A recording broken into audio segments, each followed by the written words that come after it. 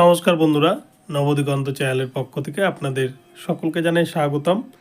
তো বন্ধুরা, এই মুহূর্তে আমি আপনাদের যে আপডেটটি দিতে চলেছি সুপ্রিম কোর্টের পক্ষ থেকে, আজকে কিন্তু ৯,৫৩৩ প্যানেলে ২০-২২ ডিএলএডদের ভাগ্য নির্ধারণ হতে চলেছে। ২০-২২ ডিএলএডরা ৯,৫৩৩ প্যানেলে অন্তর্ভুক্ত হতে পারবে কিনা এই বিষয়টি কিন্তু আজকে সুপ্রিম কোর্টে নির্ধারিত হতে চলেছে।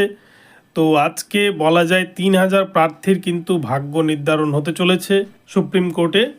তো বন্ধুরা, আপনারা এই ভিডিওটি সম্পূর্ণ দেখুন, এখানে বিস্তারিত তথ্য কিন্তু আপনারা জানতে পারবেন। কিন্তু তার আগে বলে রাখি, যারা প্রথমবার এই চ্যানেলটি ভিজিট করছেন আপনারা কিন্তু অবশ্যই চ্যানেলটিকে সাবস্ক্রাইব করে নেবেন, কারণ এই ধরনের আপডেট সবার আগে সবার প্রথমে আপনার কাছে পৌঁছে দেওয়ার জন্য নবদিগন্ত চ্যানেল কিন্তু সদা সচেষ্ট। তো চলুন বন্ধুরা, তাহলে আমরা এবারে আজকের এই আপডেটটি বিস্তারিত দেখে নিই। তো বন্ধুরা, ২০২২ রিক্রুটমেন্ট প্রক্রিয়ার এখনও কিন্তু কাউন্সেলিং প্রক্রিয়া শেষ হয়নি। থার্ড কাউন্সেলিং এখনও বাকি রয়েছে, ওয়েটিংদের নিয়োগ এখনও বাকি রয়েছে।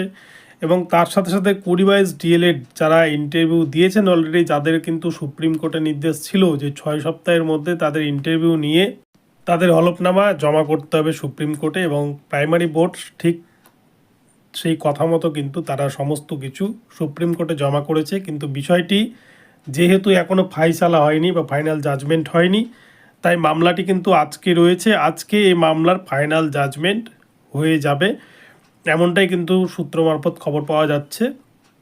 কিন্তু এখানে যে বিষয়টি প্রধান হয়ে দাঁড়িয়েছে সেটি হচ্ছে ২০-২২ ডিএলএড মামলায় আবারও কিন্তু বিচারপতি পরিবর্তন হয়েছে এখানে।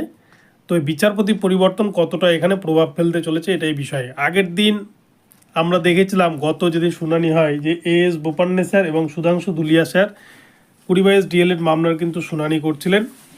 এবং সেক্ষেত্রে অ্যাপিয়ারিং ক্যান্ডিডেটদেরকে, অর্থাৎ ২০-২২ ডিএলএড যেহেতু অ্যাপিয়ারিং ক্যান্ডিডেট, যেহেতু তারা সেকেন্ড ইয়ারের মার্কশিট পায়নি, তাই তাদেরকে এই নিয়োগ প্রক্রিয়ায় অন্তর্ভুক্ত করা যায় কিনা এই বিষয়টি নিয়ে কিন্তু একটা সন্দেহ প্রকাশ করেছিলেন বিচার সুধাংশু দুলিয়া স্যার, এবং ওনার জায়গায় এসছেন সঞ্জয় কুমার স্যার। তো আজকে মামলাটি কিন্তু শুনানি করছেন এএস বোপান্নে স্যার, যিনি আগের দিনও ছিলেন, এবং সঞ্জয় কুমার। তো বিচারপতি সুধাংশু দুলিয়া স্যার আজকে কিন্তু ছুটিতে রয়েছেন, উনি সেই জন্য আজকে এএস বোপান্নে স্যার এবং সঞ্জয় কুমার এই দুজনেই কিন্তু বিচারপতি দ্বয়ে এই মামলার শুনানি করবেন।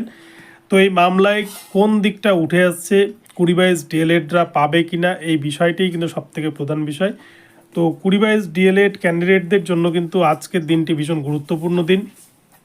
প্রায় পশ্চিমবঙ্গের ৩,০০০ মতো ডিএলএড ক্যান্ডিডেট যারা ২০-২২ যারা ডিএলএড করছিলেন তাদের কিন্তু ভাগ্য নির্ধারণ হতে চলেছে আজকের এই জাজমেন্টে।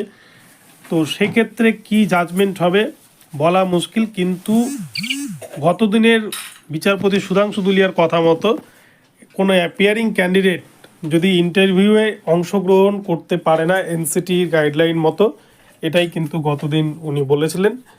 আর সেই রায়টা হয়তো সেই দিকেই যেতে চলেছে আগামীতে। তো ২০-২২ ডিএলএড ক্যান্ডিডেটরা কিন্তু গতদিনের শুনানির পরে অনেকটাই ব্যাকফুটে চলে গিয়েছিল, ফলে আজকে কি জাজমেন্ট আসবে সেটা বলা মুশকিল। তো আজকে দেখা যাক ঠিক কী রায় আসে ২০-২২ ডিএলএডদের জন্য।